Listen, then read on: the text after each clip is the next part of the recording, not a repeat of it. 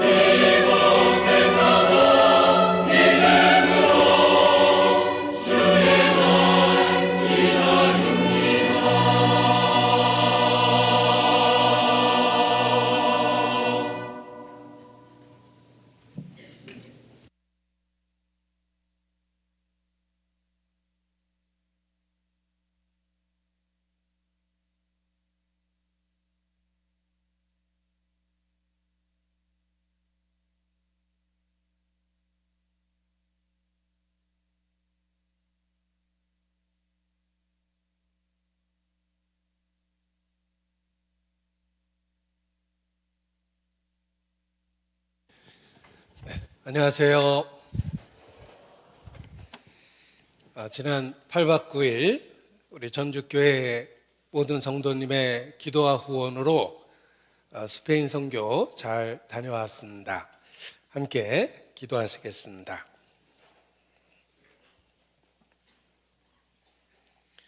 우리 가운데 역사하시는 거룩하신 아버지 하나님, 아무 소망 없었고 하나님과 원수되었던 우리를 그리스도 예수 안에서 먼저 사랑해 주시고 예수님의 죽음과 부활을 통해서 우리를 자녀 삼아 주신 것 진심으로 감사 찬양을 드립니다. 이 시간 모이기를 힘쓰라는 주의 말씀을 따라 하나님 앞에 또 그리스도 예수 안에서 함께 모였습니다. 우리를 고아처럼 버려두지 않고 세상 끝날까지 함께 하시겠다는 약속의 말씀을 기억하고 의지합니다. 주의 권능과 주의 은혜로 이 시간 우리 가운데 두루 역사해 주시고 중심에 변화를 주시기를 더욱 간절히 기도합니다. 우리의 마음을 넓혀 주시고 이루어진 영혼에 대한 열정을 갖고 그리스도께서 이 땅에서 이루고자 하셨던 그 뜻을 이루며 살 수 있도록 주관해 주시기를 주님께 부탁을 드립니다. 먼저 주 예수를 믿으면 너와 내 집이 구원 얻으리라는 그 약속의 말씀이 우리 가정에 이루어져서 육신의 모든 가족이 영원한 영적 가족이 될 수 있도록 주님 축복해 주시고 역사해 주시기를 주님께 기도합니다. 또 우리 주변에 있는 모든 영혼들 우리를 통해서 인도해 주시고 하나님의 나라를 더욱 확장시켜 주시기를 주님께 부탁을 드립니다. 그 거룩한 역사에 우리의 연약함을 고백하고 오직 주의 능력과 은혜만을 사모하고 기다립니다. 마른 뼈에 생기를 불어넣어 주의 군대로 일으키신 것처럼 우리 심령의 역사해 주시고 변화를 주시고 새 생명을 더하여 주시기를 주님께 간구합니다. 우리의 모든 현재의 삶이 영원한 것을 위하여 심겨지는 삶이 될 수 있도록 매일의 삶을 다스려 주시고 하나님의 영광을 나타내 주시옵소서. 또 선교 일선에서 수고하시는 선교사님들의 사역과 가정도 주의 권능의 손으로 붙잡아 주시기를 주님께 기도합니다. 또 이번 스페인 선교를 통해서 선교 상황에 대한 이해를 시켜주신 것도 주님께 감사를 드립니다. 스페인어를 사용하는 더 많은 이뤄진 영혼들이 주께 돌아올 수 있도록 주님 역사해 주시고 주관해 주시기를 기도합니다. 또 전주 교회가 후원하는 멕시코 선교를 위해서도 주님 앞에 더욱 간절히 기도합니다. 마땅히 해야 될 일을 하고 멕시코 선교에 모두 참여할 수 있도록 마음을 넓혀 주시기를 주님께 기도합니다. 또 지하 리모델링 주님 뜻 가운데 잘 이루어져서 좀 더 좋은 장소에서 복음을 전할 수 있도록 끝까지 함께해 주시고 또 도와주시기를 주님께 간구합니다. 주께 의지합니다. 우리의 삶과 관계된 모든 것에도 주의 은혜를 더하심으로 평강의 평강으로 함께해 주시기를 주님께 기도합니다. 모든 것 주께 의지하며 고마우신 우리 구주 예수님 이름으로 기도합니다. 아멘. 네, 성경 요한복음 20장 26절 말씀을 찾겠습니다. 요한복음 20장 26절입니다. 20장 26절 말씀만 함께 읽겠습니다. 여드레를 지나서 제자들이 다시 집 안에 있을 때에 도마도 함께 있고 문들이 닫혔는데 예수께서 오사 가운데 서서 가라사대 너희에게 평강이 있을지어다 하시고 8박 9일에 스페인 마드리드 선교를 많은 분들의 기도와 후원 가운데 잘 다녀왔습니다. 짧은 일정이었지만 마드리드 주변 7교회 춘계 수양회에 참여했고, 그리고 마드리드 중심으로 주변 교회를 신방하고 또 교제할 수 있는 기회를 가졌습니다. 저는 개인적으로 스페인은 처음 방문했습니다. 오래전 유럽 선교가 시작되었을 때 독일이나 프랑스에서 멀리 찾아온 스페인의 형제 자매님들을 만났던 기억을 갖고 있습니다.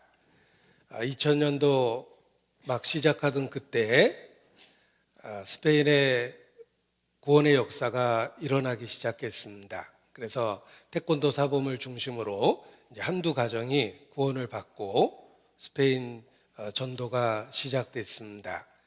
그런데 처음 이번에 스페인을 방문했는데 500여 명이 넘는 그런 많은 구원받은 분들이 스페인 여러 곳에 이렇게 구원의 역사가 일어났다는 것도 확인할 수 있었습니다. 이번 춘계 수양회는 마드리드 중심의 7개 교회만 참여해서 총 255명이 참여를 했습니다. 춘계 수양회를 마치고 주변 7개 교회를 신방하고 또 교제할 수 있는 기회를 가졌습니다. 대부분의 그 식사를 교회 초대를 받거나 또는 현지 형제 자매님들의 가정의 초대를 받아서 식사를 했습니다. 그래서 교회를 방문할 기회도 갖고 또 가정을 방문하고 개인적으로 교제할 수 있는 기회도 짧은 일정이지만 여러 번 가질 수 있었습니다.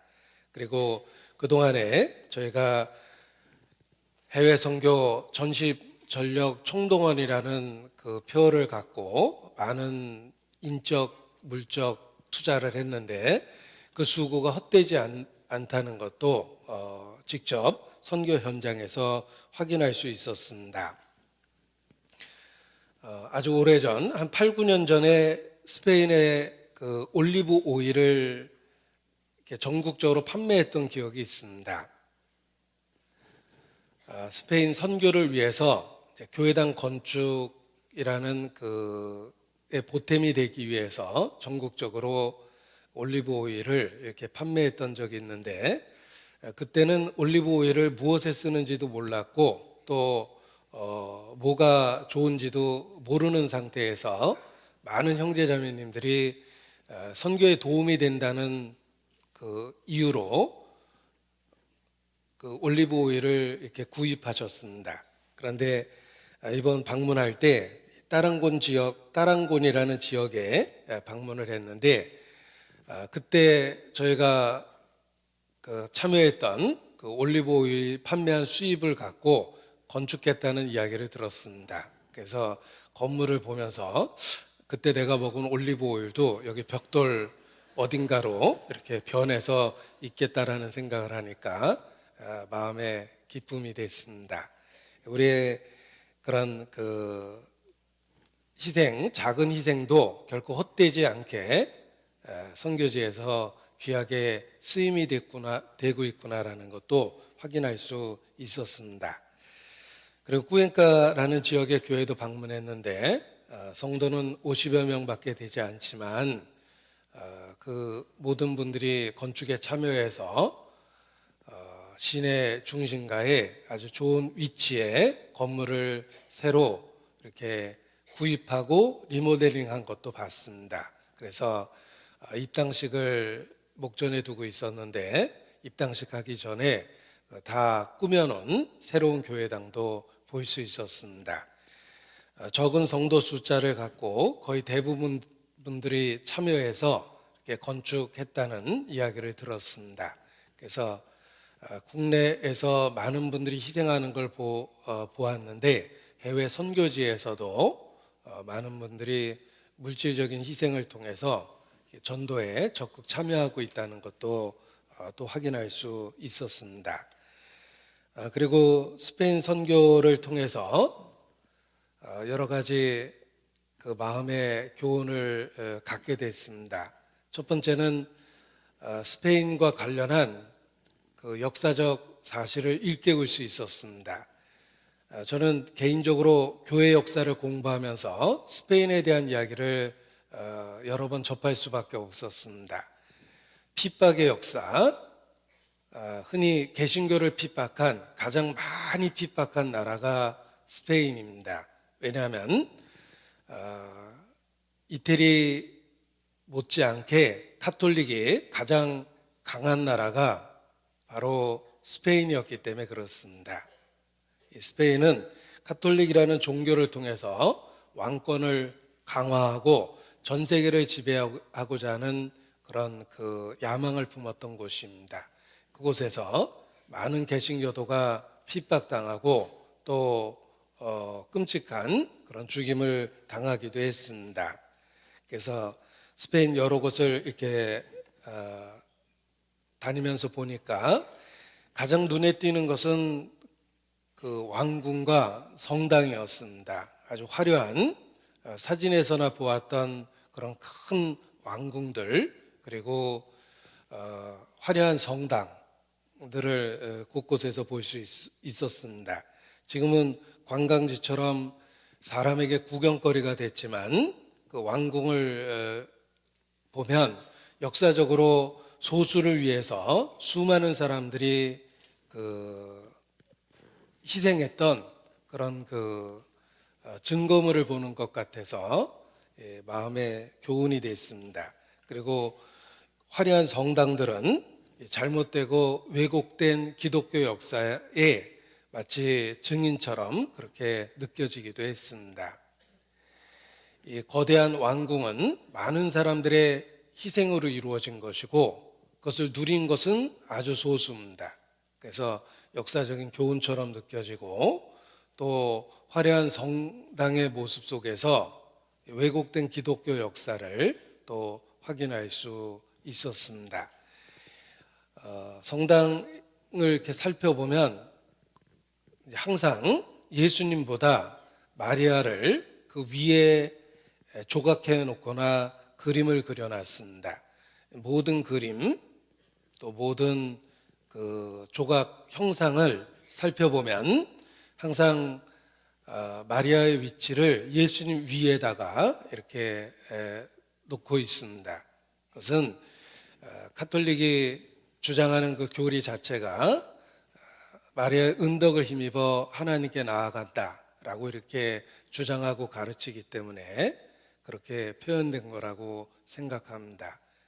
그리고 그러한 모습을 통해서 성경적이지 않은 그런 가르침을 이렇게 펼치고 있다는 것을 스스로 드러낸 것과 같아서 또 마음의 교훈이 됐습니다. 자신의 그 정체, 진리의 대적자라는 그 정체를 성당 꾸며놓은 모습 속에서 이렇게 드러낸 것과 같아서 마음의 교훈이 되었습니다. 잘 살펴보면 이 모든 성당의 조각과 그림 속에 항상 마리아의 위치가 예수님보다 더 높은 위치에 그려놓고 새겨놨다는 것을 볼 수 있습니다. 그것은 성경이라는 말씀에 비춰보면 전혀 성경적이지 않습니다. 그래서 자신의 그 감춰진 정체를 마치 성당을 꾸미는 그 형상 속에서 드러낸 것과 같아서 하나하나가 교훈이 되기도 했습니다. 전체적으로 그 카톨릭이 강한 그런 그 모습을 보면서 이곳에서 구원받는다는 것은 정말 성령의 나타남과 능력이 아니면 불가능하다라는 생각도 했습니다. 우리는 쉽게 종교를 바꾸지만 가톨릭이 강세인 나라에서는 종교를 바꾼다는 것은 우리가 생각하는 것보다 더욱 어려운 선택입니다. 사회에서 외면당하고 고립되고 또 심지어는 그 역사 속에서는 죽음도 각오해야만 했던 그런 그래야만 개종이 가능했습니다. 지금도 그런 강한 분위기가 나라 전체적으로 있는데 그 상황 속에서 예수님을 믿는다라는 것은 큰 희생을 각오해야만 가능한 결정입니다. 그래서 어려운 가운데서도 많은 분들이 진리를 붙잡고 개종하는 모습을 통해서 성령의 나타남과 능력에 대한 교훈도 마음에 새길 수 있었습니다. 그리고 그만큼 전도하기 어려운 지역인 만큼 한 사람을 전도하기 위해서 오랜 시간이 필요하다는 것도 알게 됐습니다. 단기적인 방문을 통해서가 아니라 함께 한 지역에서 살아가면서 신뢰를 쌓아야지만 전도가 가능하겠다라는 생각도 해봤습니다. 그래서 선교 방법에 있어서 그곳에서 함께 살아가며 전도한다는 것이 꼭 필요한 그런 지역이라는 생각도 해봤습니다. 그리고 개인적으로 또 스페인어에 대한 중요성도 이렇게 마음에 일깨울 수 있었습니다. 이게 세계에서 가장 많이 사용하는 언어가 이제 영어, 그리고 또 10억 이상의 인구를 갖고 있는 중국 사람이 사용하는 중국어, 그리고 스페인어 이렇게 꼽을 수 있습니다.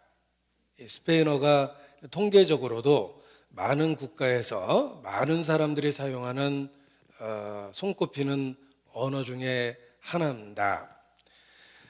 저는 이게 학창 시절에 고등학교 때는 제2 외국어라고 그래서 선택해야 될 그 경우가 있었습니다.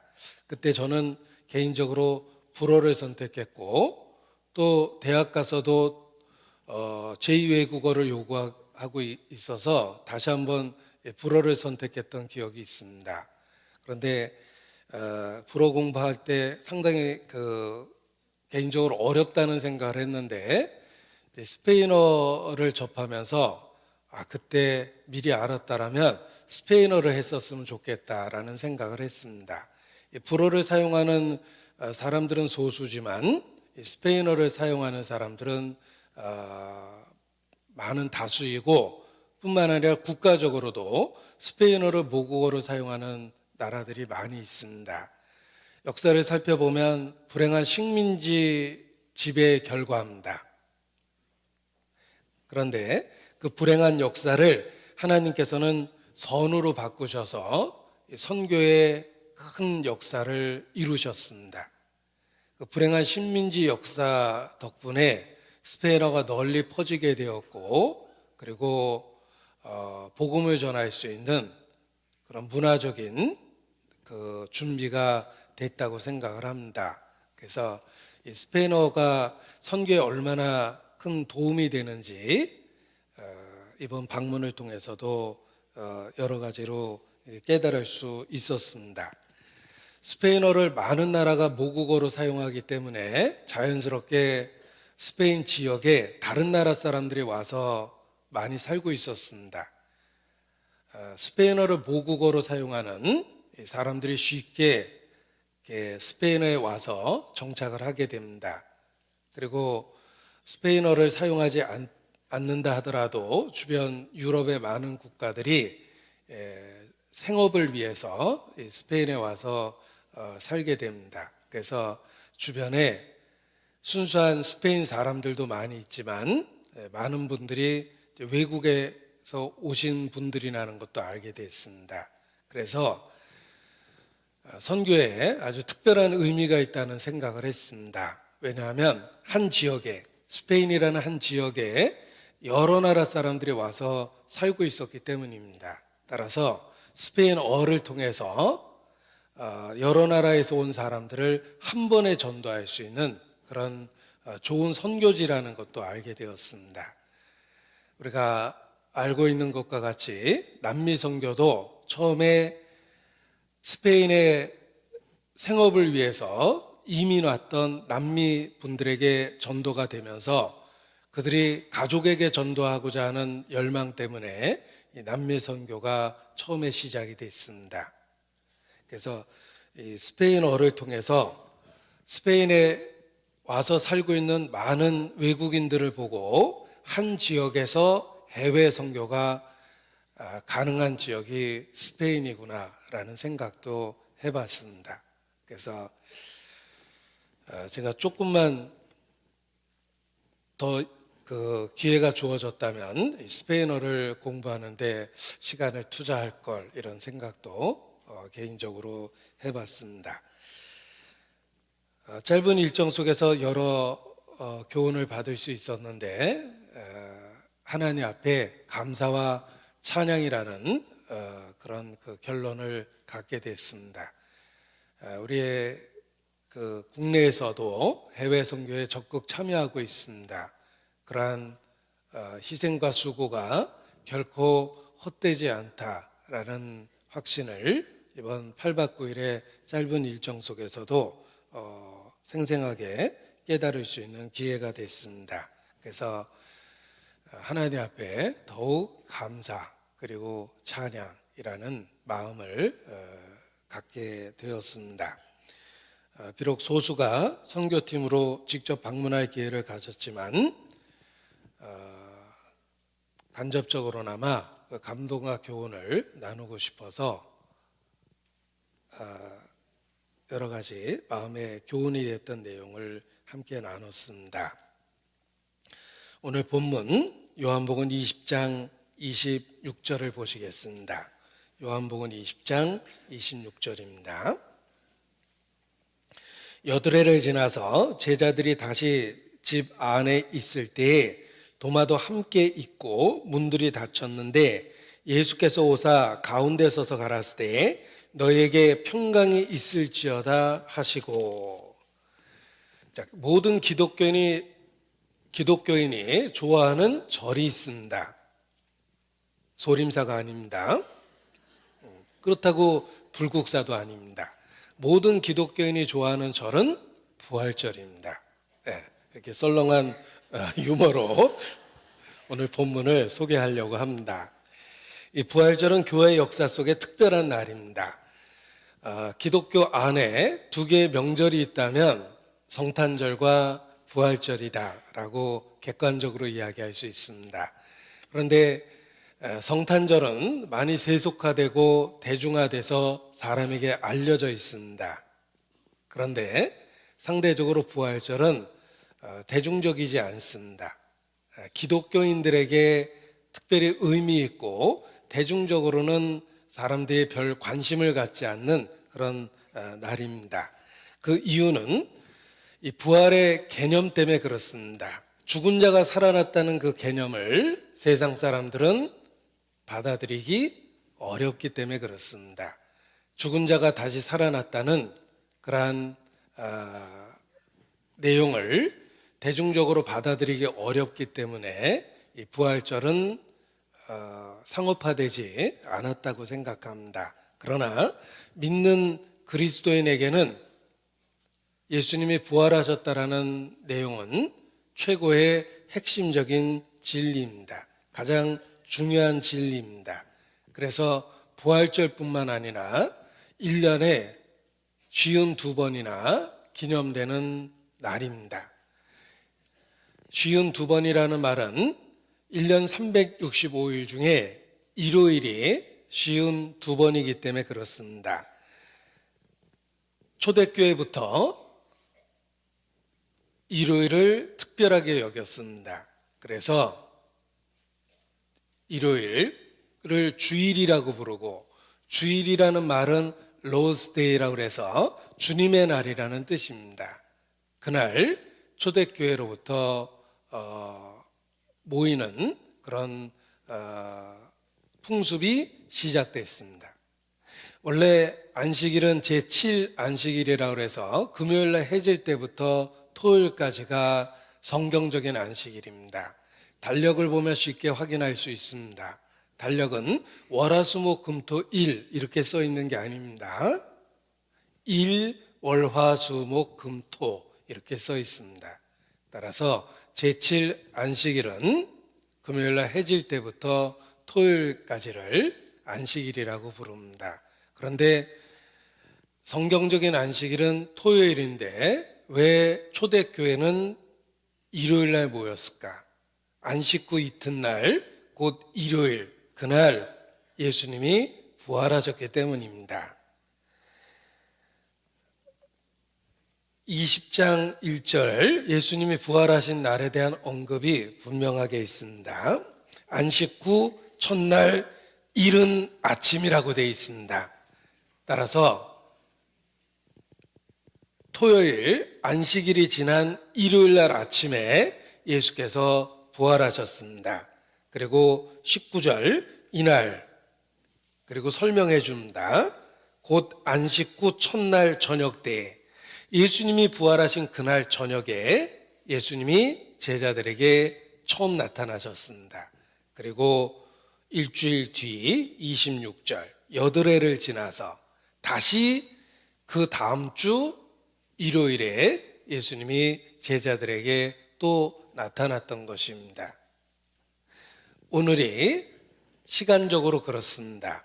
지난주가 부활절이었습니다. 그리고 부활절 이후 일주일이 지난 날이 오늘입니다. 따라서 시간적으로 여기 26절에 여드레를 지나서 이날에 해당됩니다. 여드레를 지나서라고 표현된 이날 시간적으로 오늘입니다. 그래서 여기 오늘 본문을 요한복음 20장 26절로 삼은 것입니다. 초대교회는 예수님이 부활하신 날을 특별하게 여겼고 그날 모이기를 시작했습니다. 그래서 지금도 교회는 안식 후 이튿날 곧 주일날 모이고 있습니다. 요한복음에 표시하고 사도행전 20장 7절 말씀을 찾겠습니다. 사도행전 20장 7절입니다. 초대교회가 일요일에 모이기 시작했다는 성경적인 근거가 되는 구절입니다. 사도행전 20장 7절 안식 후 첫날에 이날이 바로 예수님이 부활하신 주일을 기념하는 날입니다. 일요일입니다. 안식 후 첫날에 우리가 떡을 떼려 하여 모였더니 이 초대교회도 바로 안식 후 첫날 곧 주일 일요일 날 모였던 것입니다. 고린도전서 16장입니다. 고린도전서 16장 고린도전서 16장 2절입니다.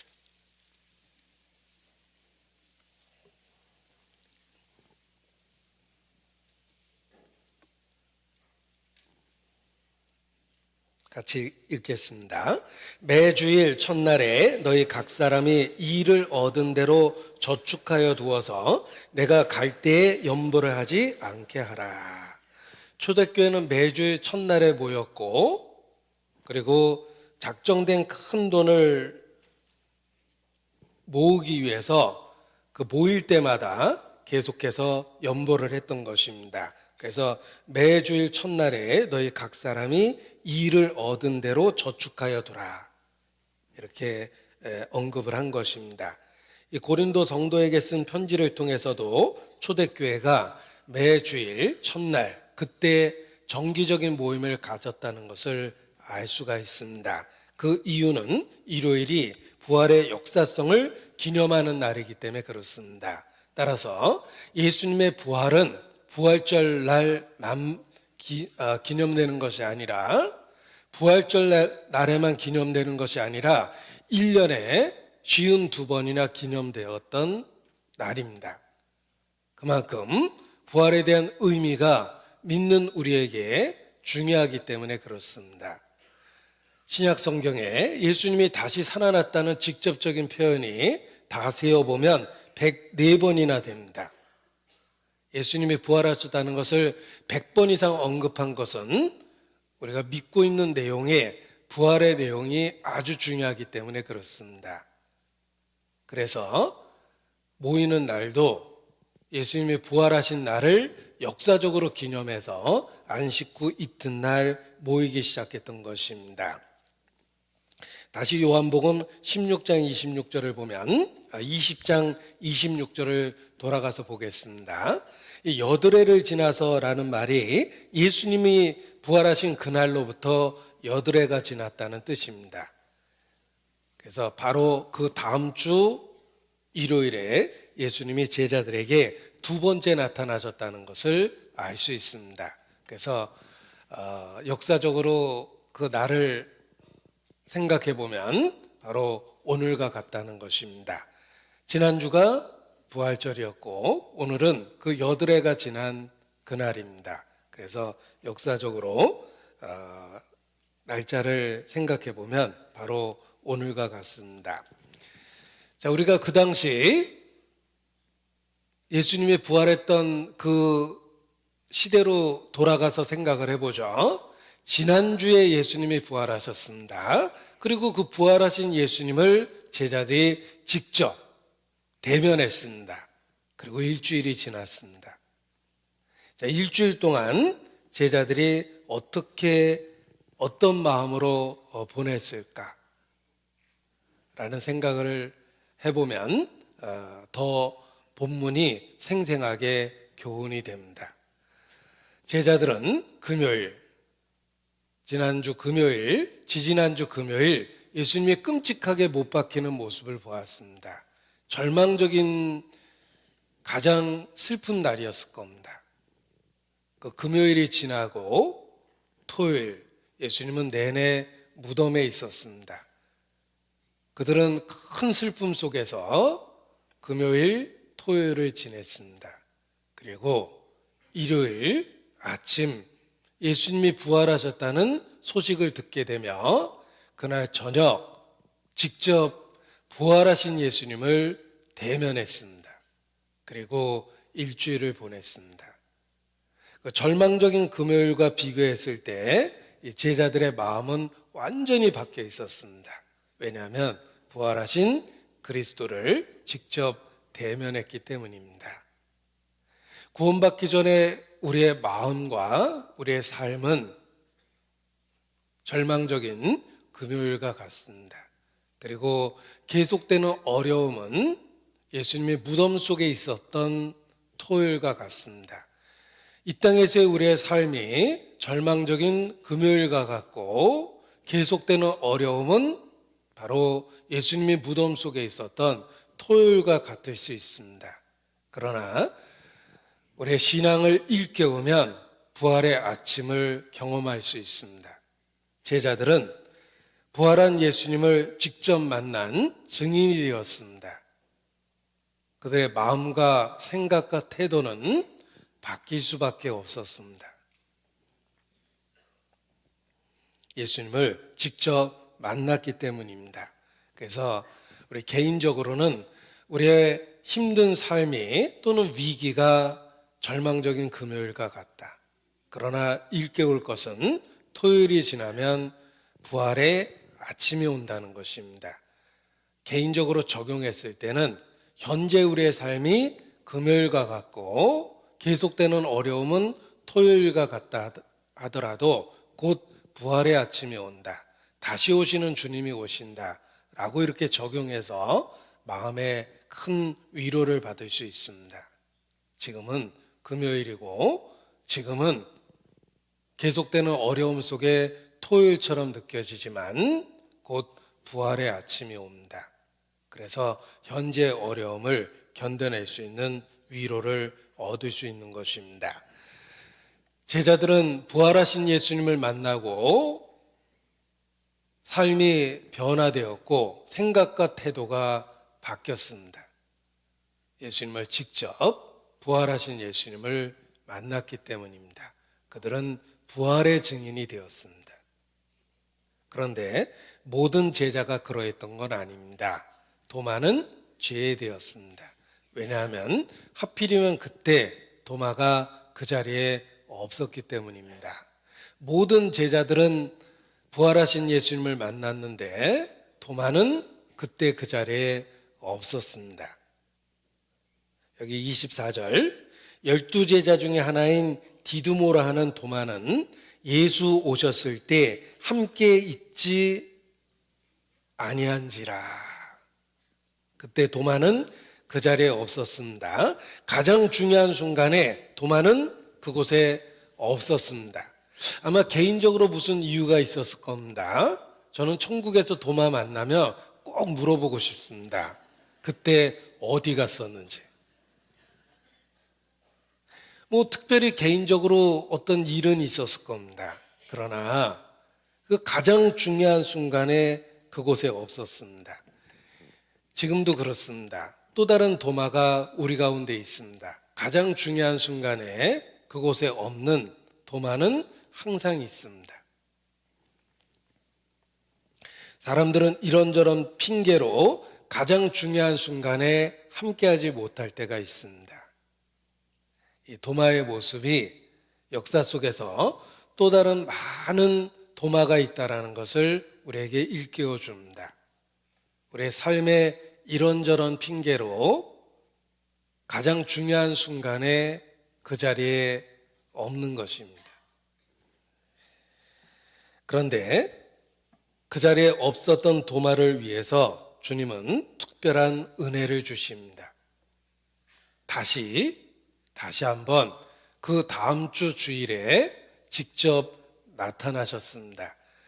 두 번째 나타나신 이유가 여러 가지가 있겠지만 먼저는 도마를 생각하셨습니다. 그래서 두 번째 나타났을 때의 대화의 중심에는 도마가 있었습니다. 26절에 여드레를 지나서 예수님이 다시 한번 나타났는데 그때 27절에 보면 주로 도마와 대화를 나누는 모습이 있습니다. 27절에 보면 도마에게 이르시되 내 손가락을 이리 내밀어 내 손을 보고 내 손을 내밀어 내 옆구리에 넣어보라. 그리하고 믿음 없는 자가 되지 말고 믿는 자가 되라. 도마가 대답하여 가로되 나의 주시며 나의 하나님이시니이다. 예수께서 가라사대 너는 나를 본고로 믿느냐? 보지 못하고 믿는 자들은 복되도다 하시니라. 자, 두 번째 나타났을 때 대화의 중심에 도마가 있었습니다. 이것은 두 번째 나타나신 것이 바로 도마를 위해서 주로 도마를 위해서 주어진 기회라는 것을 나타내는 것입니다. 그때 그곳에 없었던 도마를 위해서 예수님은 두 번째 기회를 주셨던 것입니다. 반복되는 기회를 주셔서 도마의 삶을 변화시키신 것입니다.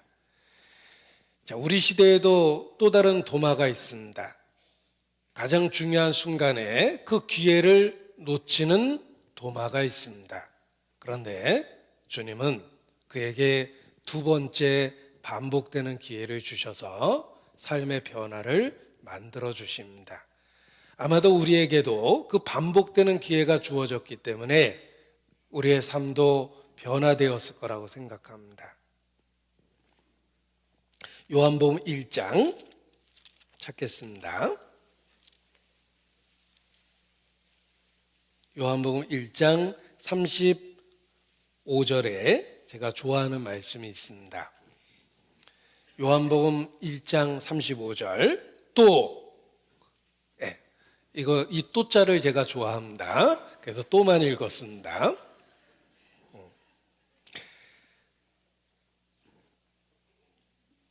어렸을 때 학교 앞에 가게가 있었고 그 가게에서 이렇게 뽑기 했던 기억이 있습니다. 잘 뽑으면은 좋은 물건을 얻을 수 있었는데 거기에 그 또자가 나오는 경우가 있습니다. 그는 한 번은 아무것도 안 주지만 다시 한번 뽑아보라는 기회가 그 또자에 있었습니다.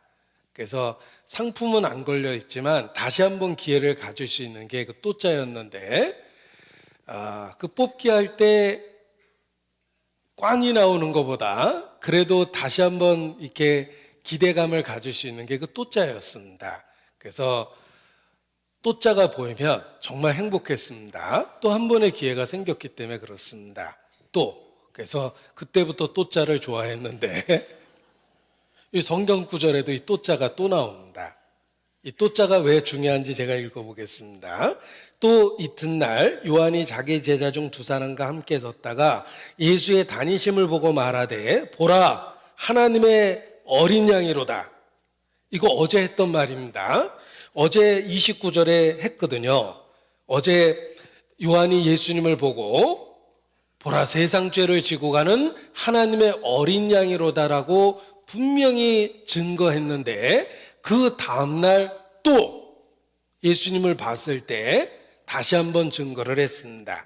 이 두 번째 증거를 했을 때 두 제자가 예수님을 쫓게 되고 그 제자 중에 하나가 바로 안드레이며 안드레는 그 두 번째 증거에 예수님을 따르기 시작했고 안드레가 형을 데려왔습니다. 그 형이 바로 베드로입니다. 자, 두 번째 증거에 안드레가 예수님을 따르기 시작했고 안드레가 형을 데려왔는데 그 형이 바로 베드로였습니다.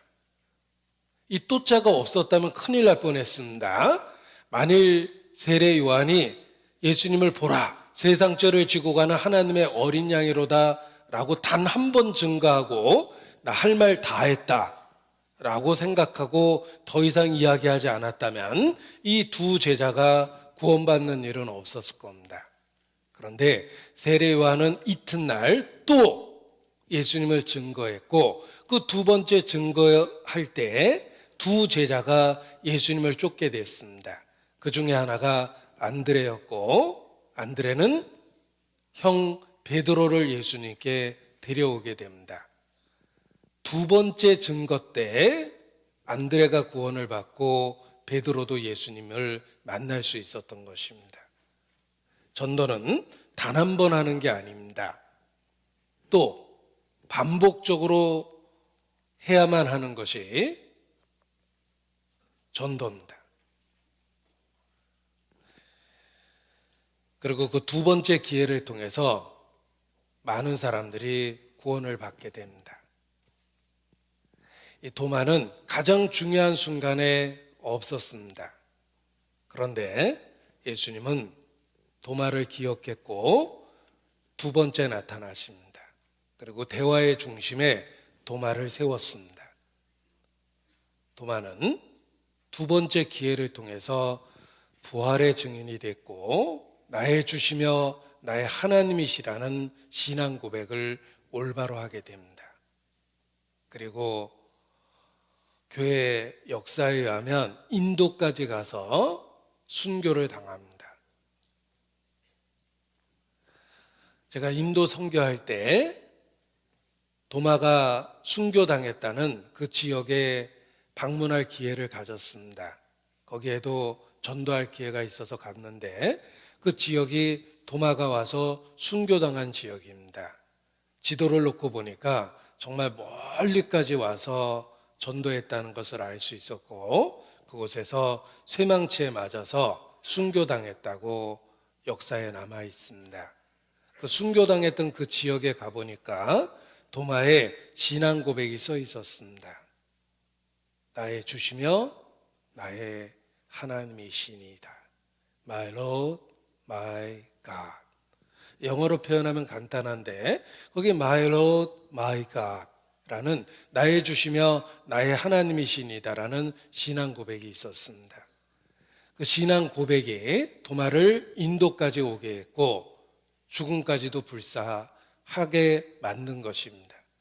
이 도마는 두 번째 기회를 통해서 부활의 증인이 됐습니다. 우리도 처음 말씀을 듣고 반응하고 구원을 받은 건 아닐 겁니다. 반복되는 기회를 통해서 대부분 우리 자신이 구원을 받았습니다. 저도 그렇습니다. 저에게 일주일 동안 상담을 개인적으로 해줬는데 제가 죄까지 듣고 더 이상 말씀을 듣지 않는다고 선언했습니다. 왜냐하면 그 다음날 오래전부터 설악산 가기로 약속이 돼 있었기 때문입니다. 그래서 일주일 동안 저한테 개인적으로 상담해 주고 죄와 심판에 대한 이야기를 들었습니다. 그런데 더 이상 말씀을 들을 마음이 없었어요. 왜냐하면 내 마음속에는 온통 설악산, 약속된 설악산이 있었기 때문입니다. 그래서 더 이상 말씀을 듣지 않는다고 선언했습니다. 충분히 들었다고 이렇게 이야기를 했습니다. 그리고 정말 그 다음날 친구들과 오래전부터 계획했던 설악산 일주일 여행을 했습니다. 그때 주님이 저를 버리셨다 해도 제가 할 말이 없을 겁니다. 충분한 기회를 줬는데 제가 고의적으로 사소한 일 때문에 거절한 것입니다. 그런데 놀랍게도 주님의 은혜는 설악산까지 쫓아왔습니다. 그래서 일주일 동안 설악산에 있었습니다. 때로는 텐트 치고 있고 때로는 그 산에 있는 절, 거기에 민박한다는 걸 그때 알았는데 그 산에 있는 절에도 있었고 콘도에도 있었고 이렇게 돌아다니면서 일주일 여행을 했습니다. 그런데 함께 동행했던 친구들, 그 친구들에게 해가 지면 설악산에서 할 일이 없었습니다. 그래서 해가 지면 친구들에게 그동안 일주일 동안 들었던 성경 이야기를 그들한테 재연을 했습니다. 착실하게 일주일 동안 복습을 한 겁니다. 가르치는 것만큼 잘 배울 수 있는 방법이 없는데 제가 듣고 배운 것을 일주일 동안 친구들에게 가르친 겁니다. 아이들이 거의 회심할 그런 경지까지 이르렀어요. 얼마나 착실하게 재연을 했는지 밤에 무서워서 화장실도 못 갔습니다. 지옥 얘기를 너무 실감나게 해가지고 아이들이 무서워서 밤에 화장실도 못 갔어요. 저는 개인적으로 들었던 말씀에 대한 충분한 복습을 했습니다. 그리고 설악산에서 돌아오는 그 다음 주 그 산에 갔던 복장 그대로, 그 모습 그대로 교회에 다시 나타나서 지난주에 듣지 못했던 복음을 개인적으로 다시 들을 수 있었습니다. 그날이 1985년 3월 2일 토요일입니다. 토요일 날 돌아왔거든요. 그날 개인적으로 내가 그토록 궁금하게 생각했던 예수님에 대한 답을 얻게 되었습니다. 제가 두 가지 질문을 했습니다. 하나님 믿으면 되지 왜 예수 또 믿냐? 라고 질문을 했고, 두 번째는 나에 대한 하나님의 뜻이 무엇인지 모르겠다. 이렇게 질문을 했는데 성경을 통해서 그 두 가지 의문에 대한 답을 명확하게 들을 수 있었습니다. 그리고 그때 확실하게 거듭나게 됐습니다.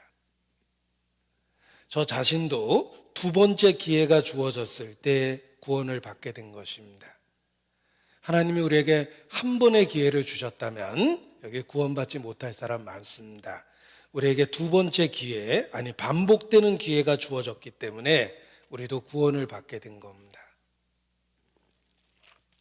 베드로 후서 3장을 보시겠습니다. 베드로후서 3장 15절입니다. 베드로후서 3장 15절.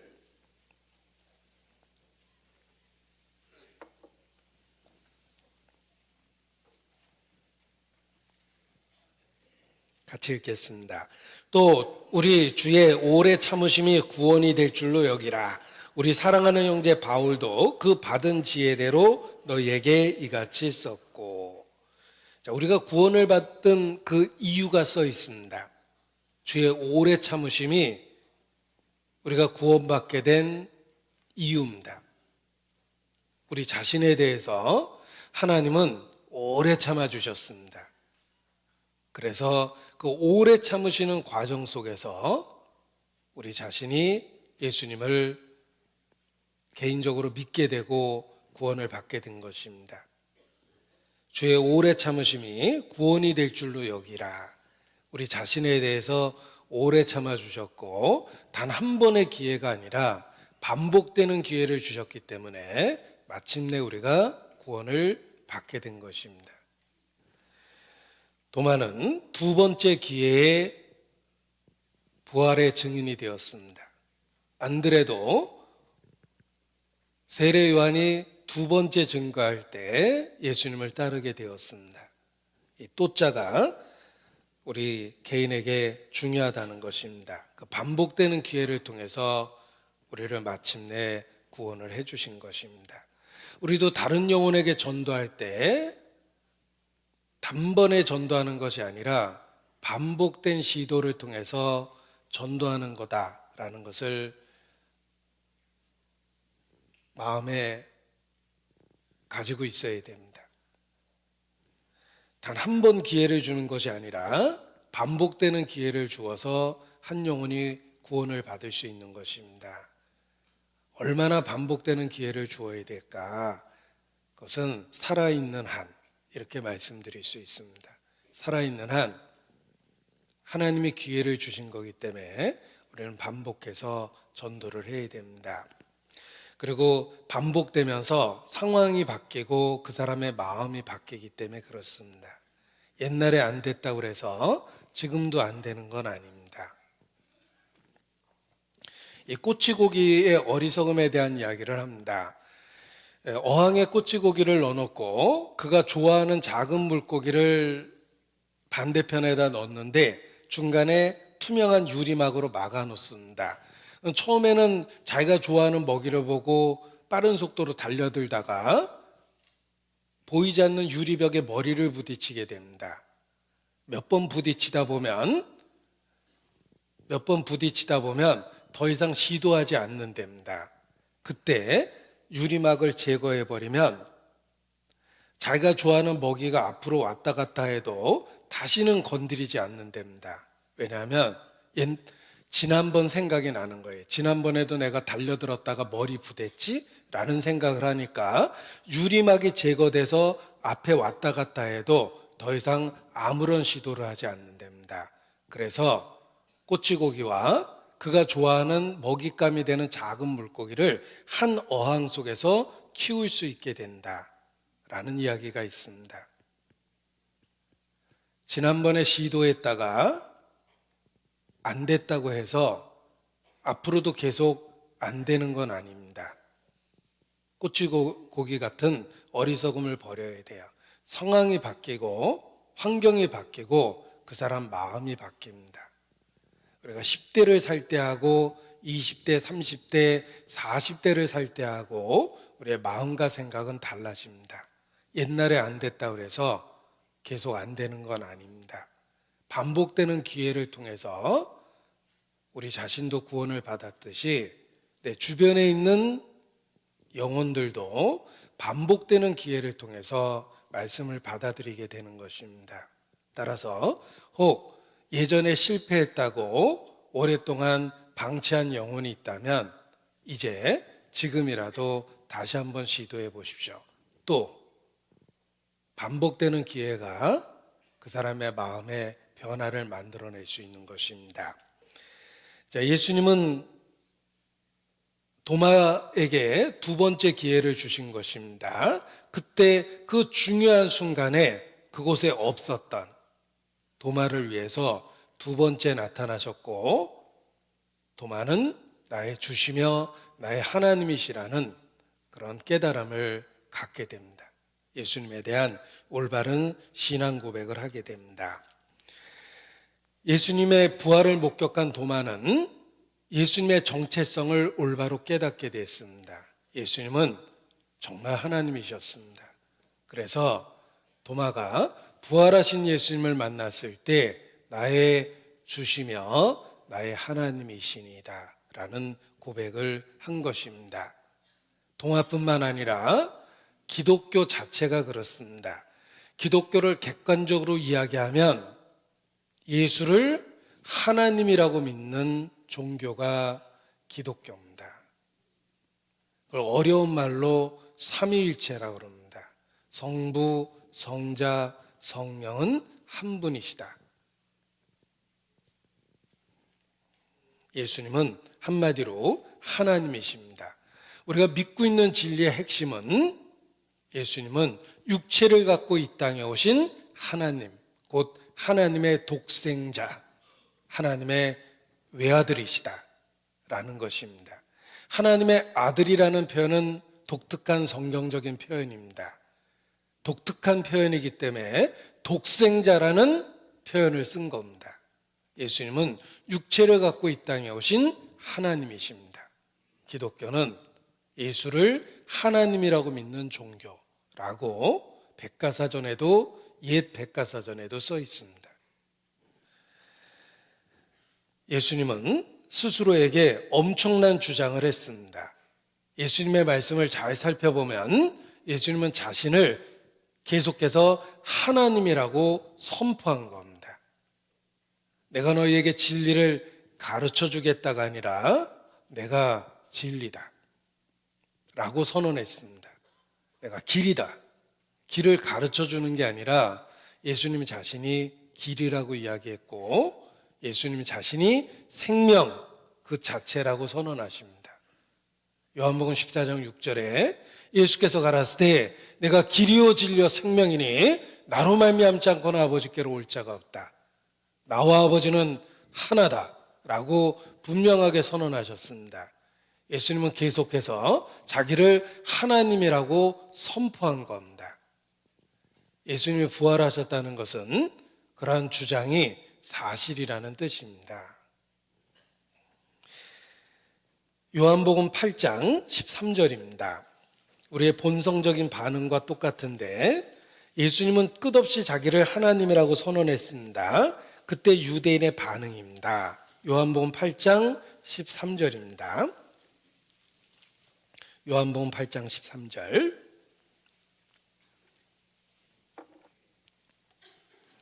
바리새인들이 가로되 내가 너를 위하여 증거하니 내 증거는 참되지 아니하도다. 바리새인들뿐만 아니라 우리의 본성적인 반응입니다. 예수님의 가르침에 대해서 우리의 본능이 이와 같이 반응합니다. 예수님은 끝없이 자기 자신에 집중하고 자기 자신을 진리의 자체라고 선언했으며 잘 분석해 보면 자기를 하나님이라고 끝없이 주장하고 있습니다. 우리는 본성적으로 바리새인과 똑같이 반응합니다. 내가 너를 위하여 증거하니 내 증거는 참되지 않다. 요한복음 5장입니다.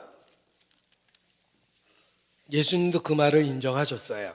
요한복음 5장 31절입니다. 요한복음 5장 31절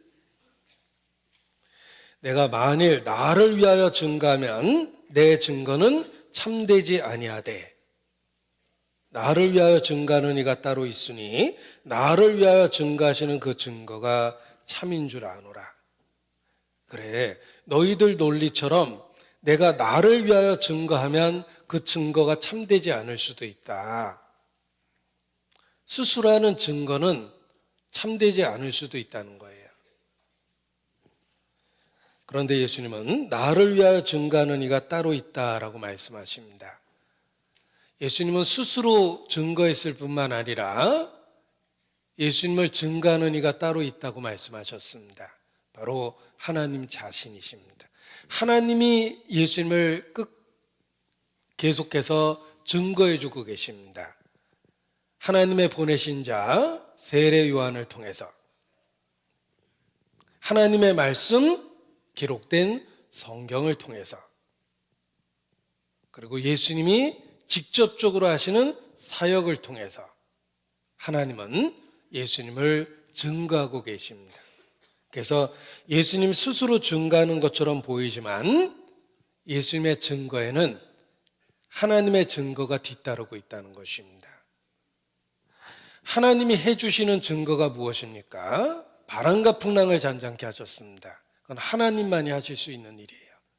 왜 예수님이 바람과 풍랑을 잔잔케 할 수 있죠? 하나님만이 하실 수 있는 일입니다.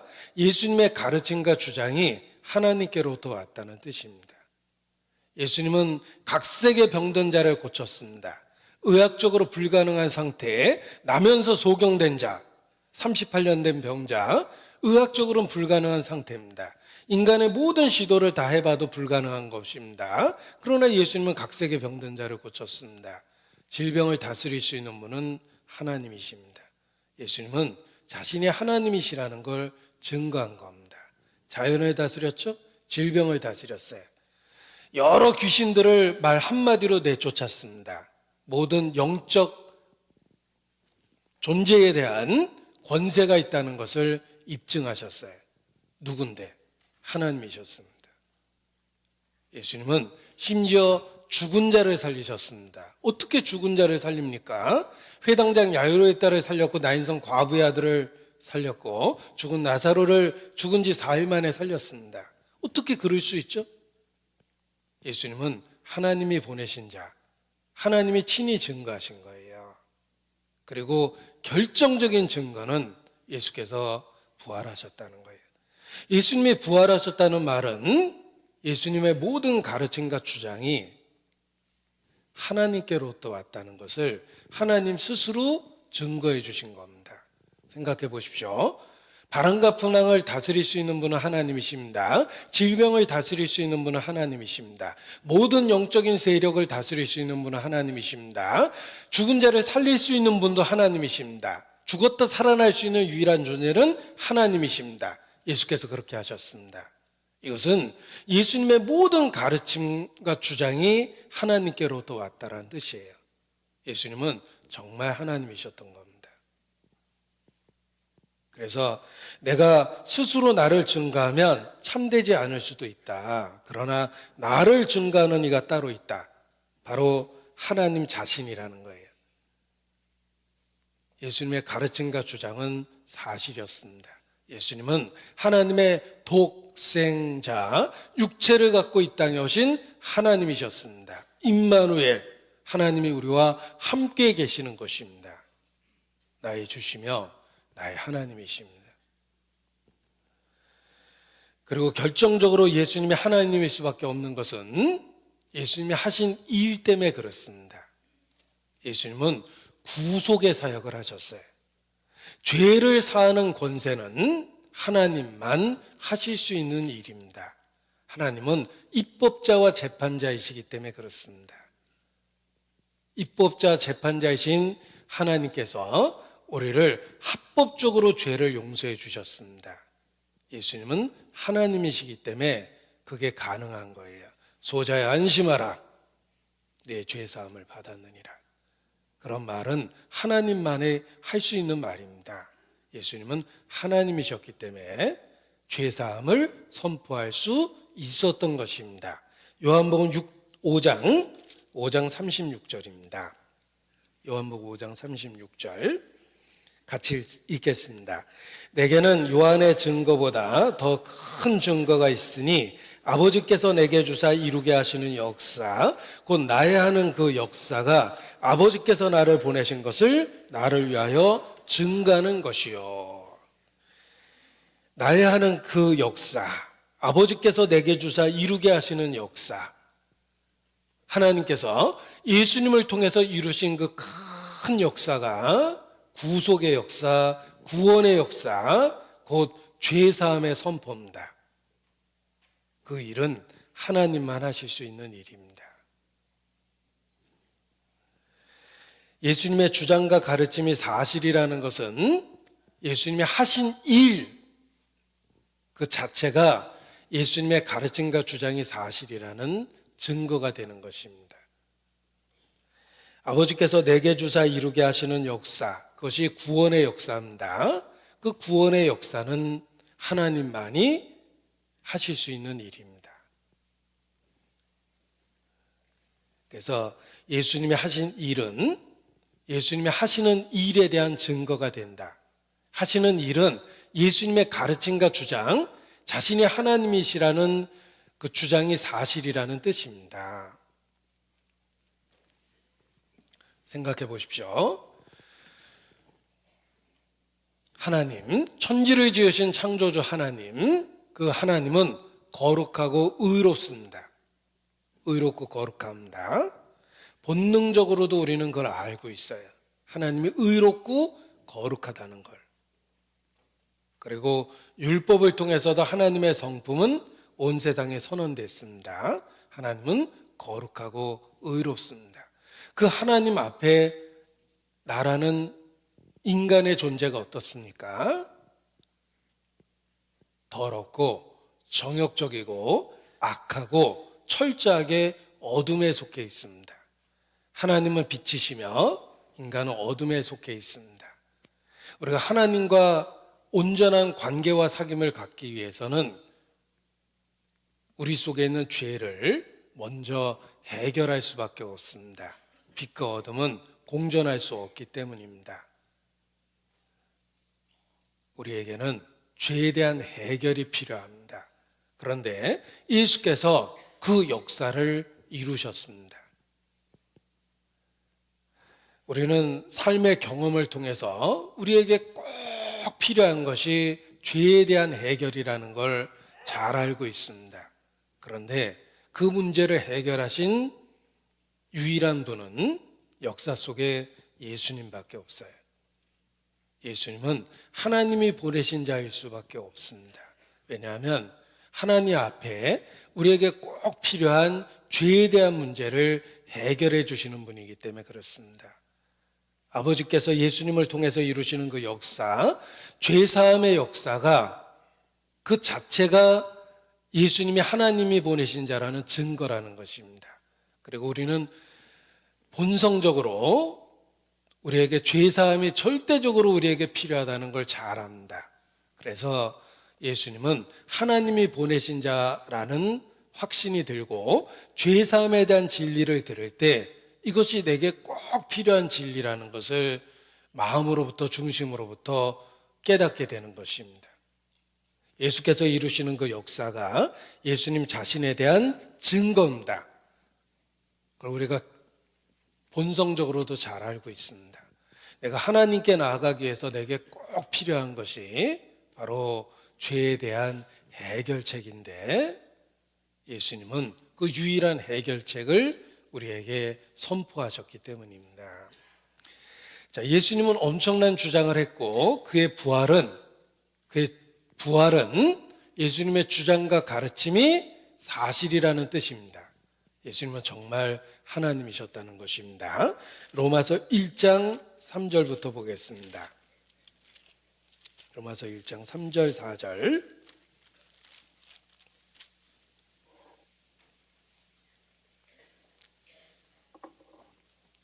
로마서 1장 3절 4절입니다. 같이 읽겠습니다. 이 아들로 말하면 육신으로는 다윗의 혈통에서 나셨고 성결의 영으로는 죽은 가운데서 부활하여 능력으로 하나님의 아들로 인정되셨으니 곧 우리 주 예수 그리스도시라. 죽은 자 가운데서 부활하여 능력으로 하나님의 아들로 인정되었다. 예수님은 하나님의 아들, 하나님이 육체를 갖고 이 땅에 오신 모습이라고 주장을 했는데 그 주장이 사실로 인정됐습니다. 어떻게 인정됐냐면 죽은 자 가운데서 살아나셨기 때문입니다. 죽은 자 가운데서 살아나는 것은 하나님에 의해서만 가능합니다. 하나님이 그렇게 하셨어요. 하나님이 그렇게 하셨다는 것은 예수님이 하나님께로부터 왔기 때문입니다. 예수님의 모든 가르침과 주장은 하나님께로부터 온 겁니다. 그걸 어떻게 알 수 있냐면 예수님이 부활하셨기 때문입니다. 그래서 예수님의 부활은 예수님의 가르침과 주장에 대한 공적인 인증과 같은 거예요. 따라서 우리는 예수님이 하나님이시라는 엄청난 주장을 했음에도 불구하고 예수님의 부활하심을 통해서 그것이 사실이라고 받아들일 수 있는 것입니다. 예수님은 나의 주시며 나의 하나님이십니다. 우리는 성경 곳곳에서 예수님이 끝없이 자기 자신에 대해서 선포하고 증거하고 가르치고 있다는 것을 확인할 수 있습니다. 예수님은 자기가 하나님의 아들이라고 주장했고 자신이 하늘문을 열었고 천국문을 열었다라고 강조했습니다. 그리고 하나님의 나라를 예수님은 나의 나라라고 불렀고, 하나님을 믿으라는 말을 나를 믿으라는 말로 대체해서 가르치셨어요. 그리고 자기에 대한 최고의 사랑을 요구합니다. 아비나 어미보다, 아들이나 딸보다 나를 더 사랑하라고 요구하셨어요. 도대체 누군데? 바로 하나님 자신이셨습니다. 그래서 예수님을 아는 것이 하나님을 아는 것이고, 예수님을 본 것이 하나님을 본 것이며, 예수님을 믿는 것이 하나님을 믿는 것이고, 예수님을 영접하는 것이 곧 하나님을 영접하는 것이며, 예수님을 미워하면 곧 하나님을 미워하는 것이며, 예수님을 공경하면 곧 하나님을 공경하는 것이다 라고 이렇게 말씀하신 겁니다. 예수님은 하나님 자신이셨습니다. 내 말로 인하여 믿지 못하겠거든 내가 하는 그 일을 인하여 나를 믿으라. 그리하면 내 안에 아버지께서 계신 것을 내가 깨달아 알 것이라고 말씀하셨습니다. 요한복음 14장입니다. 요한복음 14장 9절부터 보겠습니다. 요한복음 14장 9절.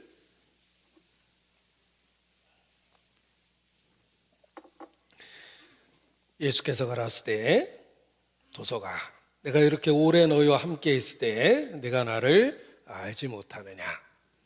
빌립에게 하신 말씀이지만 세대를 뛰어넘어 모든 예수님을 따르는 자들에게 해주신 말씀입니다. 저는 도서가 이렇게 읽어야지 더 마음에 와닿습니다. 도서가 내가 이렇게 오래 너희와 함께 있을 때 내가 나를 알지 못하느냐. 나를 본 자는 아버지를 보았거늘 어찌하여 아버지를 보이라 하느냐. 나는 아버지 안에 있고 아버지는 내 안에 계신 것을 내가 믿지 아니하느냐. 내가 너희에게 이르는 말이 스스로 하는 것이 아니라 아버지께서 내 안에 계셔 그의 일을 하시는 것이라.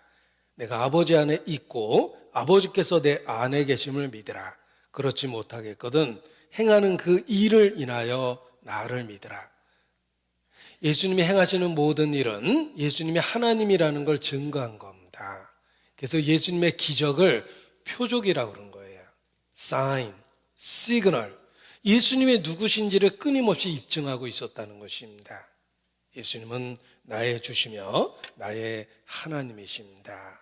따라서 그 전에는 내가 예수님을 알기 전에는 하나님은 추상적이고 모호했습니다. 생각해 보십시오. 하나님, 영어로 God. 이번에 스페인 갔다 왔으니까 스페인어로는 Dios, 중국말로는 상제, 상디, 상제, 그리고 일본말로는 가미사마, 히브리 말로는 엘로힘. 자, 제가 단어는 쓰고 있습니다. 그런데 그 하나님이 구체적으로 어떤 분인지 막연하고 모호하고 애매합니다. 내가 예수님을 알기 전에는 하나님이 어떤 분인지 그의 캐릭터, 그의 어트리뷰트, 그분이 어떤 분인지 그의 속성, 인격에 대해서 알지 못했어요. 그런데 예수님을 알고 난 이후 이제 하나님은 더 이상 애매하거나 모호하거나 추상적이지 않습니다. 예수님의 말씀, 예수님이 하신 행동을 보면 하나님이 구체적으로 어떤 분인지 깨달아집니다. 언행을 통해서 그 사람의 인격과 그 사람의 어떤 성격인지 알 수 있게 됩니다. 예수님의 말씀, 예수님의 행동은 보이지 않는 하나님이 구체적으로 우리에게 표현된 겁니다. 예수님을 알게 된 이후 더 이상 하나님은 추상적이거나 모호하거나 애매하지 않습니다. 아주 구체적이고 생생하게 마음에 느껴지는 인격적 존재가 된 거예요. 나를 본 자는 아버지를 보았다. 예수님의 말씀 속에 하나님의 캐릭터, 인격, 속성들이 계시됐고 예수님의 행동 속에 우리를 향한 하나님의 마음과 생각과 태도가 그대로 계시된 겁니다. 더 이상 하나님은 추상적이거나 모호하거나 애매한 존재가 아니에요. 생생하게 인격적으로 느껴지는 하나님이 된 것입니다.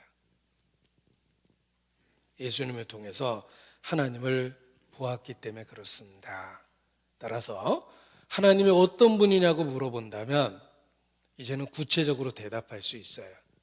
예수님의 언행, 예수님의 인격, 예수님에 대한 모습을 통해서 하나님을 구체적으로 알게 되었기 때문입니다. 요한복음 1장 18절입니다. 요한복음 1장 18절 같이 읽겠습니다. 본래 하나님을 본 사람이 없으되 아버지 품속에 있는 독생하신 하나님이 나타내셨느니라. 아버지 품속에 있는 독생하신 하나님, 나나주가 있죠? 독생자가, 이런 뜻이에요. 본래 하나님을 본 사람이 없으되, 세상 사람은 하나님을 보지 못합니다. 하나님이 누군지 잘 모르죠? 하나님에 대한 경험이 없습니다. 하나님이 어떤 분인지, 어떤 인격을 갖고 있는지, 어떤 속성을 갖고 있는지, 성품이 어떠한지, 우리에 대한 계획이 무엇인지 전혀 알지 못합니다. 하나님을 본 사람이 없어요. 그러나 독생자, 예수 그리스도를 믿는 사람은 독생자를 통해서 하나님을 보았습니다.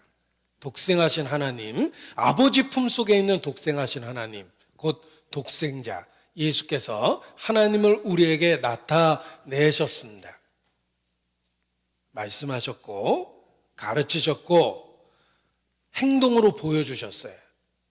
진실하시고 의롭고 거룩하고, 그럼에도 불구하고 죄가 있는 우리를 있는 모습 그대로 받아주고 사랑해주는 하나님의 모습을 독생자의 언행을 통해서 계시하신 겁니다.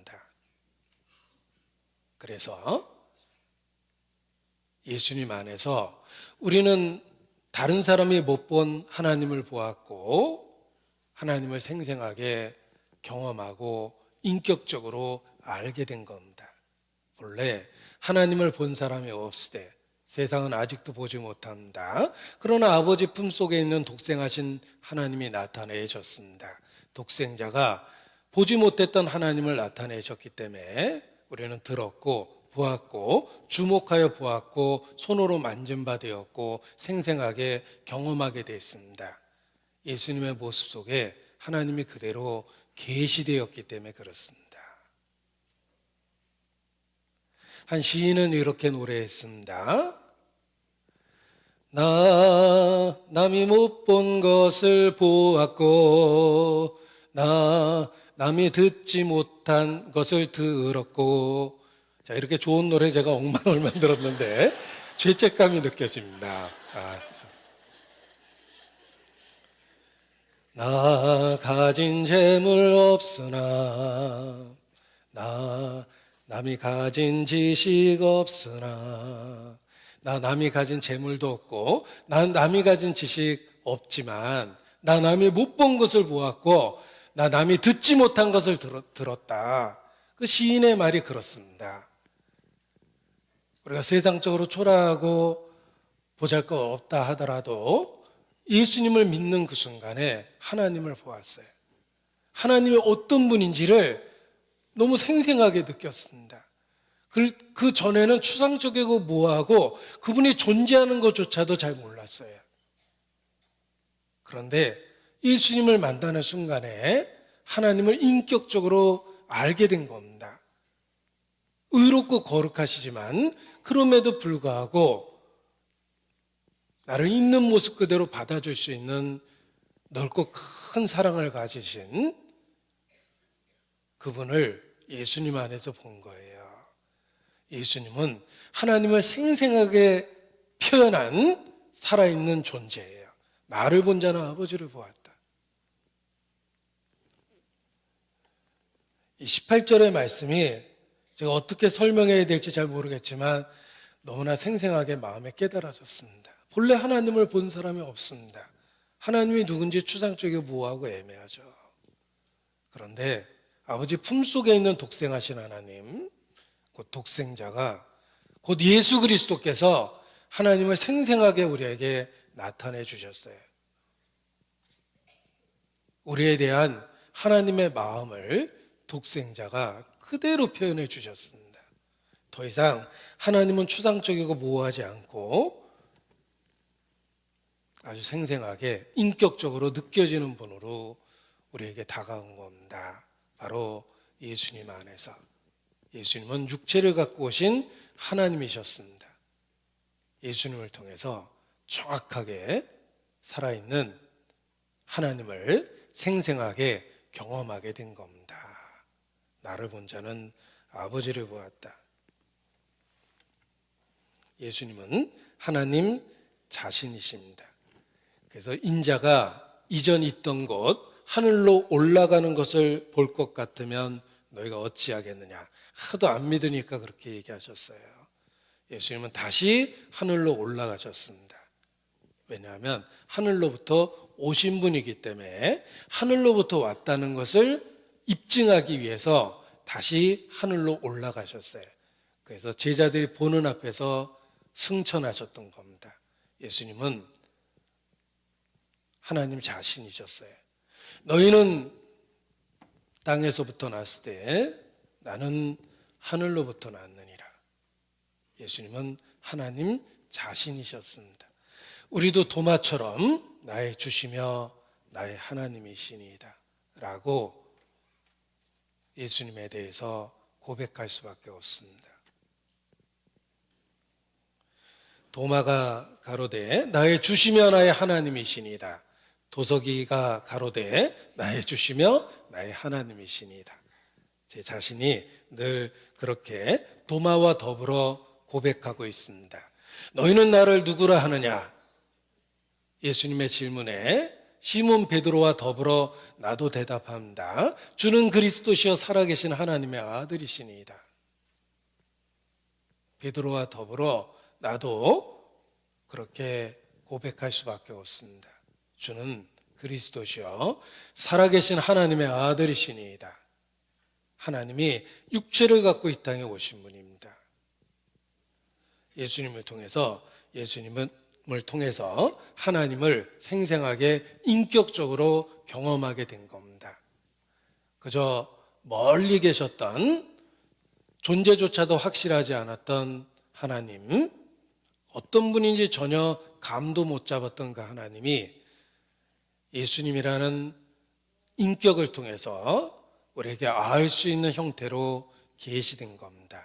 그의 말씀은 곧 하나님의 말씀이며 그의 인간을 향한 행동은 우리를 향한 마음과 생각과 태도, 하나님의 마음과 생각과 태도를 우리에게 생생하게 계시한 겁니다.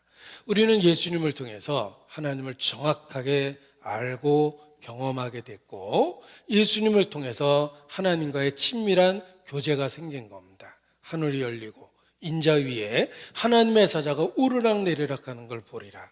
예수 그리스도를 통해서 친밀한 하나님과의 교제를 갖게 된 겁니다. 그래서 내가 주의 이름을 부르면 친밀함을 나타내는 거예요.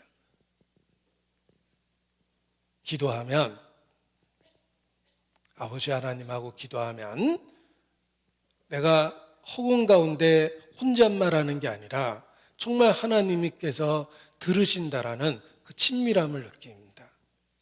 그래, 내 아들아.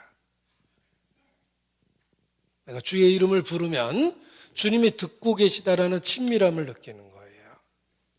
이론적인 하나님이 아니라 내 삶 속에 생생하게 살아계신 하나님을 느낍니다. 내 부모가 나를 낳았고 나를 양육하고 나를 위해서 많은 희생을 하셨습니다. 그럼에도 불구하고 내가 어머니와 아버지의 사랑을 깨닫는 데는 너무 오랜 시간이 걸렸어요.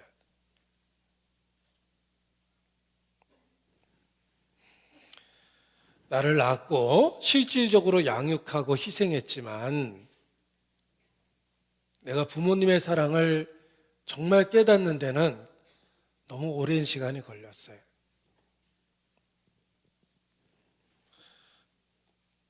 심지어 돌아가신 이후에 비로소 부모님의 마음을 내가 너무 늦게 깨닫기도 했습니다. 그런데 생각해 보십시오. 한 번도 못 본 예수 그리스도를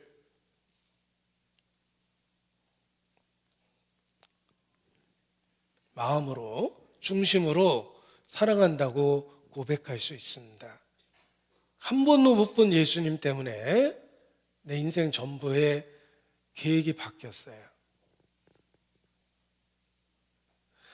우리가 개인적으로는 주일날 일하고 있는 우리에게 주일이 얼마나 소중합니까? 유일하게 쉴 수 있는 기회예요. 보통 사람에게 일요일은 전화 꺼놓고 없다 그래 하고 만남을 피하면서 쉬고 싶은 게 일하는 우리에게 일요일입니다. 그런데 그 유일하게 쉴 수 있는 날을 우리가 아침부터 서둘러서 교회에 나옵니다. 그리고 누구든지 돈에 대한 애착이 있어요. 그럼에도 불구하고 기꺼이 교회에 오면 지갑을 열어요.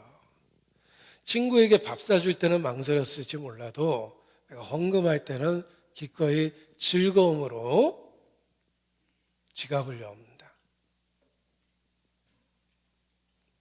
그리고 육신적으로는 움직이기 정말 싫어하지만 교회 크고 작은 많은 봉사에 참여하고자 하는 자원하는 마음이 있어요. 시켜서 그런 일을 어떻게 합니까?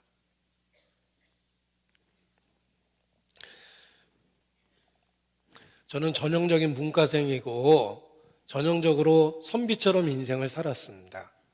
그럼에도 불구하고 제가 흔히 말하는 그 육체를 쓰는 일들은 다 교회 와서 한 거예요.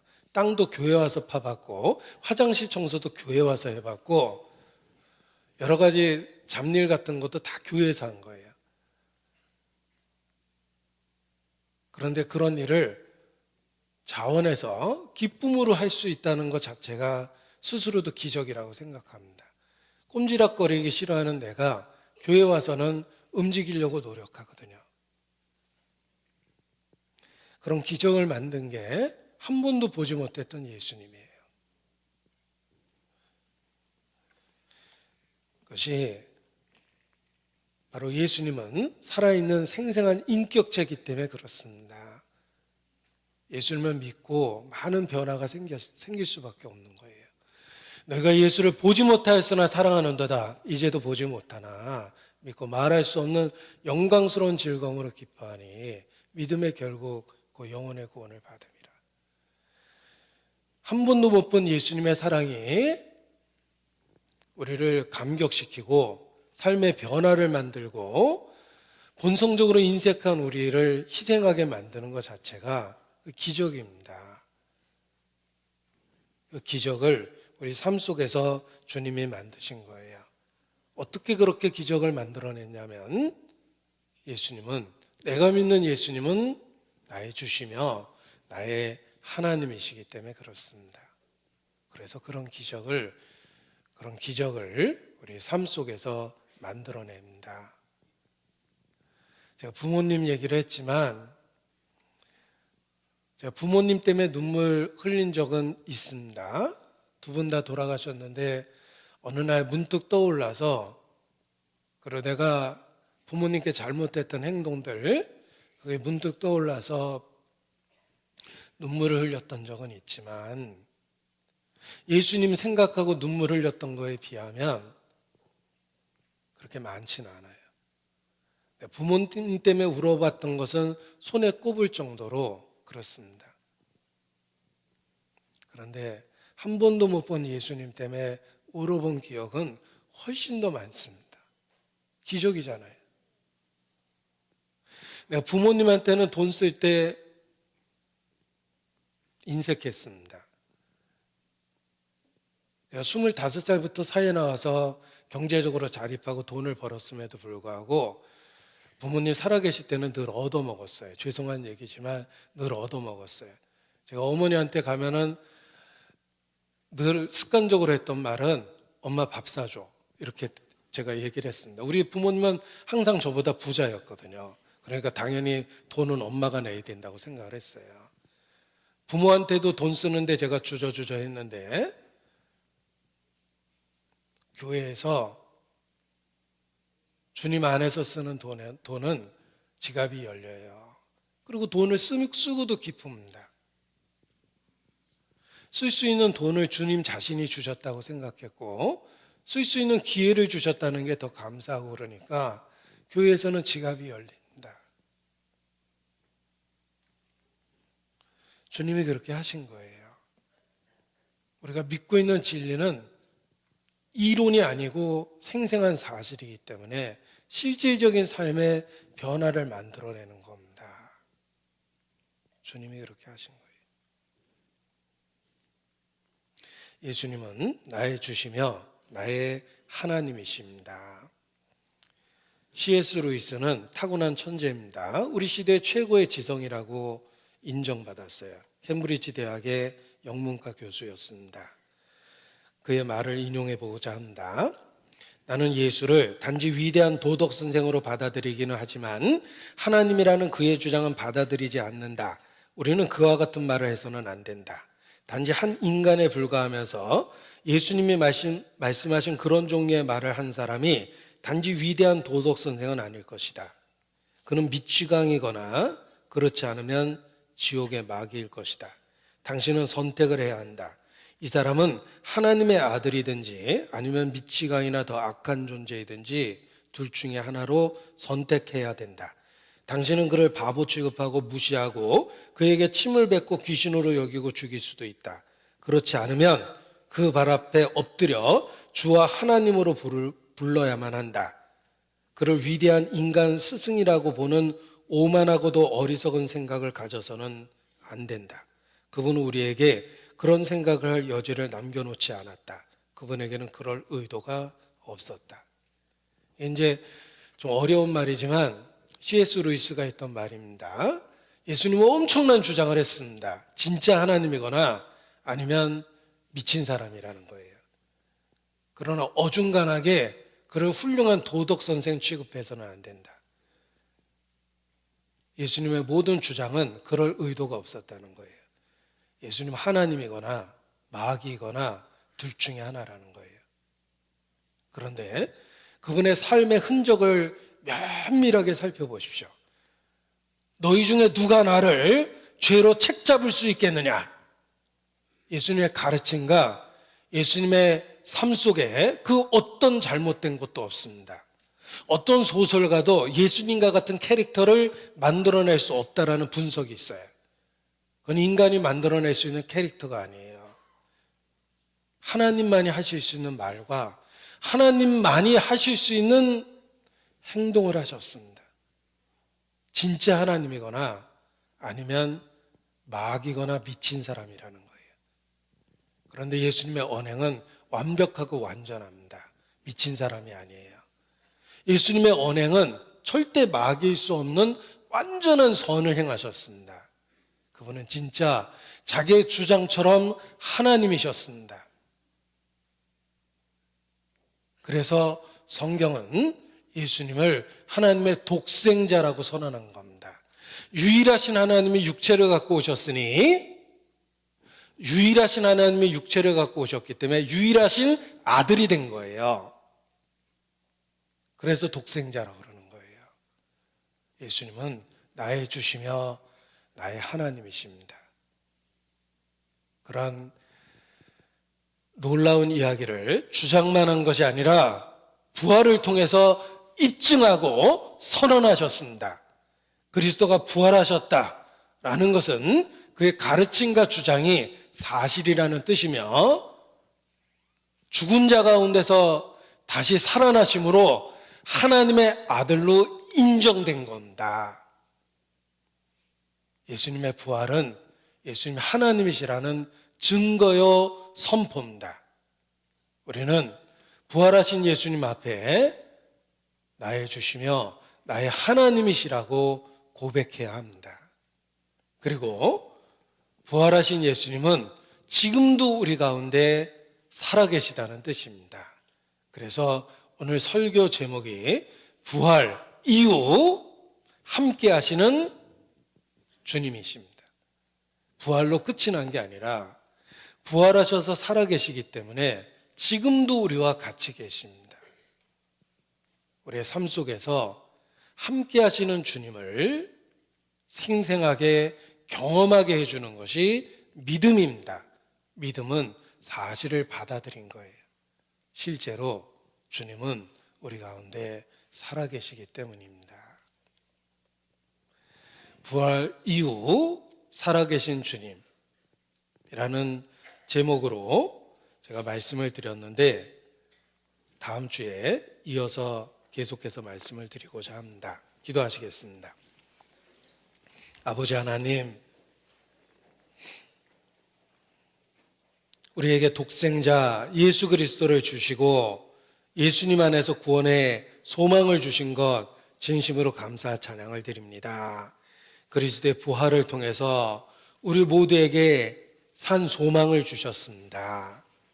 소망 가운데 영원한 것을 위해서 살 수 있도록 주님 붙잡아 주시고 우리의 연약한 가운데서도 주의 능력으로 역사해 주시기를 더욱 간절히 기도합니다.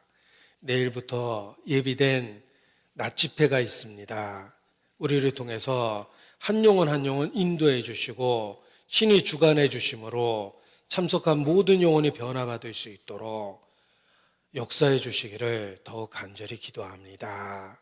우리의 가정에 가장이 되어 주시고 우리의 생업의 현장에 사장님이 되어 주셔서 우리의 삶과 관계된 모든 것에 주의 은혜를 더해 주시기를 주님께 기도합니다. 주께 의지합니다. 고마우신 우리 구주 예수님 이름으로 기도합니다. 아멘. 네, 찬송가 88장을 함께 하시겠습니다. 찬송가 88장입니다.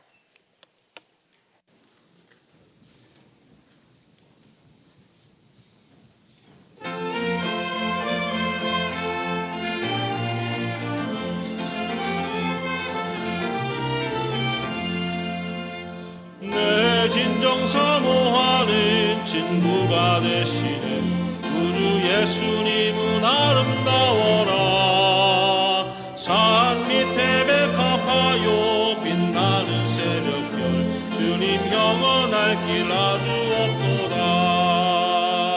내 맘이 아플 적에 큰 위로 되시며 나 외로울 때 좋은 친구라. 주는 저 산 밑에 백합 빛나는 새벽별 이 땅 위에 비길 것이 없도다.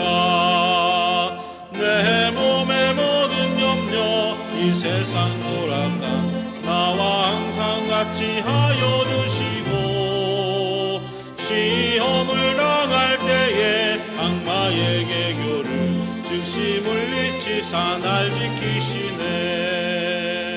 온 세상 날 버려도 주 예수 안 버려 끝까지 나를 돌아보시니. 주는 저 산 밑에 백합 빛나는 새벽별 이 땅 위에 비길 것이 없도다. 내 맘을 다하여서 주님을 따르면 길이 길이 나를 사랑하리니. 물불이 두렵지 않고 창검이 겁없네 주는 높은 산성 내 방패시라. 내 영혼 먹이시는 은혜 누리고 나 친히 주를 뵙기 원하네. 주는 저 산 밑에 백합 빛나는 새벽별 이 땅 위에 비길 것이 없도다.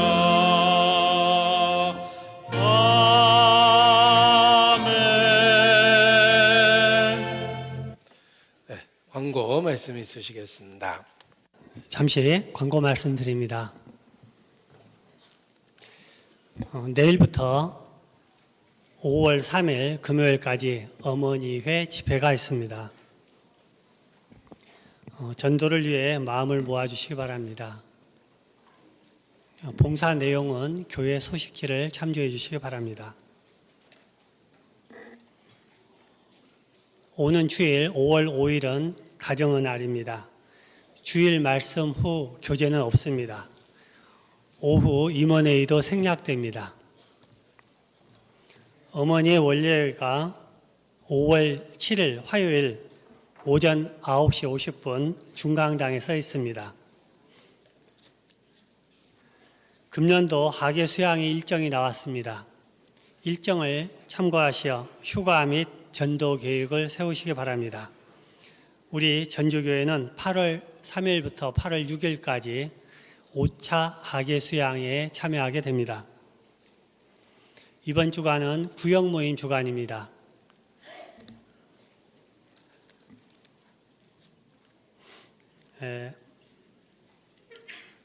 금년도 본당 리모델링, 또 별관 매입, 소망관 재건축 등을 위한 특별 헌금에 현재 457분이 참석해 주셨습니다. 작정 금액 12억 중 현재 10억 1,700만 원이 작정되었습니다. 아직까지 참여 안 하신 분은 가급적 오늘 중으로 참여해 주시면 감사하겠습니다. 육교구 형제 자매님은 말씀 후 교육관 2층 초등 2반에서 식사 모임이 있다고 합니다. 이상 광고를 마칩니다. 안녕히 돌아가시기 바랍니다.